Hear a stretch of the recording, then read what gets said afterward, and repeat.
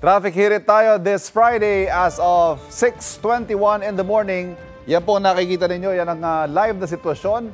C5 Eastwood intersection, yung pong kaliwa, yung lane sa kaliwa, yan ho yung patungong Taguig. Medyo makapal po ang nakikita nating volume sa ngayon pero moving pa naman. Yung kanan naman ho, patungong Katipunan, same situation, may volume pero sa kabutihan palad, moving naman po sa mga oras na ito. Pero ibang sitwasyon sa EDSA Kamuning.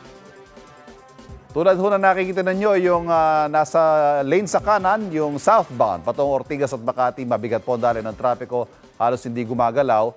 Yung opposite lane naman, yung nasa kaliwa, patungo po yan ng Monumento, moving ang traffic sa mga oras na ito. Maluwag naman, pero siyempre yung mga southbound po, yung mga patungong Makati, yan yung talagang lagi nata-traffic.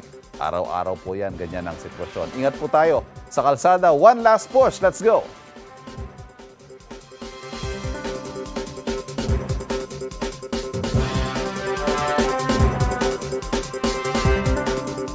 Samantala yan naman po, live na sitwasyon sa EDSA Monte de Piedad.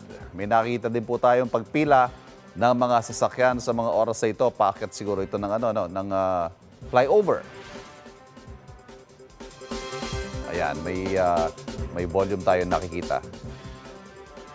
Kapuso, para laging una ka sa mga balita, bisitahin at mag-subscribe sa GMA Integrated News sa YouTube. Sa mga kapuso abroad, samahan nyo kami sa GMA Pinoy TV at sa www.gmanews.tv.